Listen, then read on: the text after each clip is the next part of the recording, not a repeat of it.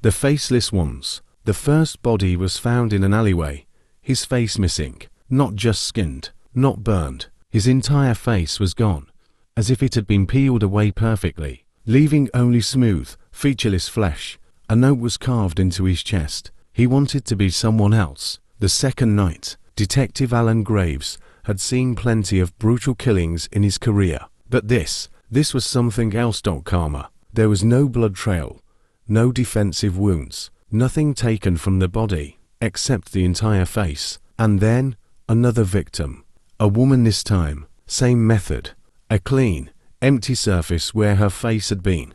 Another message. She wore too many masks. The connection. Alan dug into their backgrounds. Both victims had lived double lives. The man had stolen another's identity, escaping debt and a dark past. The woman had spent years lying, manipulating, breaking lives apart. And now, someone had taken the one thing they valued most. Their faces. The third night, Alan couldn't shake the feeling that he was being watched. At 3 a.m., his phone buzzed.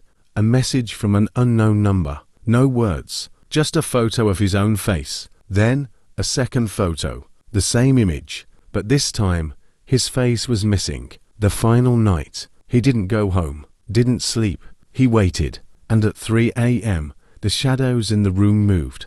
A figure stepped forward, dressed in a patchwork of stolen faces. Some still had eyes, some smiled. It whispered, "What does your face say about you?" Alan raised his gun, but his arms wouldn't move. Something cold touched his skin. A razor-sharp blade traced the curve of his cheek. And then, darkness. The next day, they found Alan sitting upright in his chair. No signs of struggle, no wounds, but his face, gone, and carved into the wood beside him. No more masks. The whispers in the walls. The house had been empty for years. At least, that's what everyone thought. Then the Johnson family moved in. It started with the whispers. Late at night, when the house should have been silent, the voices murmured through the walls, soft, urgent, hungry. Anna Johnson heard them first, lying in bed, staring at the ceiling. She swore she could make out words. "Let us out." She blamed it on the wind, the old pipes, anything but what it really was. Then the scratching began, deep inside the walls. Clawing. Karma.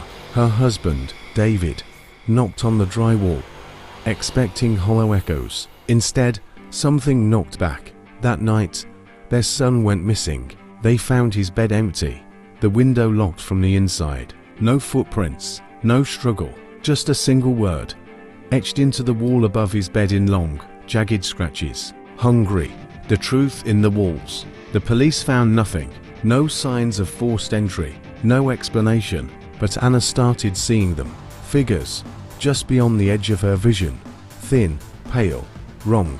Their arms were too long, their fingers like broken twigs, their faces twisted in agony. One night, unable to take it anymore, she tore at the wallpaper, fingernails snapping, blood smearing the old plaster, and underneath, she found faces, mouths, eyes, staring back at her. The walls weren't haunted, they were full. The house had been feeding. David found her on the floor, shaking, whispering, "We're inside it." The next morning, he was gone too. The final night, Anna tried to run. She made it as far as the front door before the house took her. The walls split open like a mouth, pulling her inside, nails, teeth, hands grabbing, tearing, dragging. She screamed, but no one heard. By the time the next family moved in, the house had been silent for months, until, late one night, the new owners woke to a soft whisper in the walls, "Let us out." The man in the fog. The first murder happened on a night thick with fog. A woman, found ripped open in the middle of an empty street. No witnesses, no evidence, only the dense, suffocating mist that had rolled in from nowhere. By the third murder, the entire town was afraid to go outside after dark. Detective Mark Holloway didn't believe in curses. He believed in killers. But this one was different. No fingerprints, no fibers, no signs of a struggle, just bodies torn apart, left in the open like warnings. And always, the fog, thick and natural, like it was watching. The fourth night, Mark spent the evening waiting, gun loaded, every light in his house burning. At 2:47 a.m., the fog crept in. It moved too fast, swallowing the street in seconds. Then came the footsteps, slow, heavy, dragging. Karma. Mark stepped onto his porch, gripping his gun. A figure emerged from the mist, tall, gaunt, its face blurred, shifting like smoke. Its arms hung too long at its sides, fingers twitching like something starving. Mark raised his gun. Don't move. The thing tilted its head, smiled. Karma. Not a human smile. Too wide, too deep. Mark fired. The bullet hit nothing, vanished into the fog. The figure took another step, and another. Mark ran, the truth in the mist. He locked the door behind him, heart hammering, then scratching at the windows.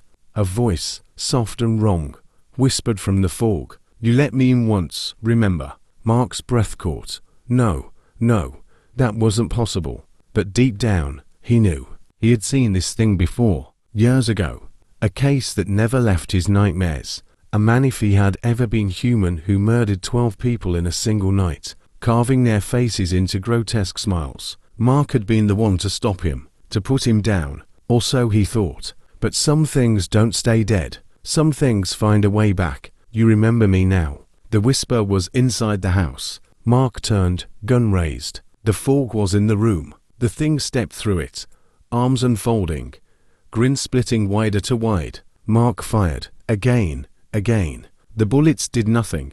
The last thing he saw was its hands reaching for him. The last thing he felt was the cold. The final night. By morning, the fog had cleared. The sun rose over an empty street, and where Mark Holloway had once lived, only mist remained, waiting for the next one.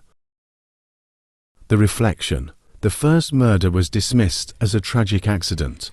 A man was found in his apartment, his body contorted unnaturally, his bones shattered as if he had been dropped from a great height. But his windows were locked, his door barred from the inside. The only strange thing, every mirror in his home had been smashed. Detective Laura Carter saw the crime scene photos and felt an unease she couldn't explain. Something about the angle of his limbs, the way his eyes were wide open, his mouth frozen in a silent scream. Then it happened again. A woman, same injuries, same locked room scenario, same shattered mirrors. That's when Laura noticed something else. Karma. Both victims had filed police reports days before they died. Both had said the same thing. There's something wrong with my reflection. The third night, Laura spent the night watching her own reflection. It was absurd, she knew. The mind plays tricks. Stress and exhaustion make shadows move when they shouldn't. But at 2:47 a.m., she saw it. Her reflection blinked a second too late. Laura's breath caught. Slowly, she raised her hand. Her reflection did the same, but the fingers weren't quite right. Too long, too sharp. The thing in the mirror smiled. Not her smile, something else's. Then the glass cracked. A hairline fracture spread from the center, like a spiderweb. She didn't move, couldn't breathe. The thing whispered, "Let me out." Laura smashed the mirror. The moment it shattered, she felt it. Something in the room with her, behind her. The final night, Laura didn't go to work, didn't answer the phone. She covered every reflective surface in her apartment. No more mirrors, no more chances. But at 3:12 a.m., she woke to the sound of glass breaking. Her bedroom mirror, it should have been covered, but the cloth lay on the floor, soaked in something dark, and her reflection was waiting. It stepped forward out of the glass. Laura tried to scream, but it grabbed her jaw, forcing it shut. Its fingers dug into her skin. Its mouth stretched into an inhuman grin. "Your turn." Then it pulled her in. The next morning, Laura Carter showed up to work like nothing had happened, smiling, calm. No one noticed the small, jagged cut at the edge of her lips. No one noticed how, when she looked in the mirror, her reflection didn't blink at all.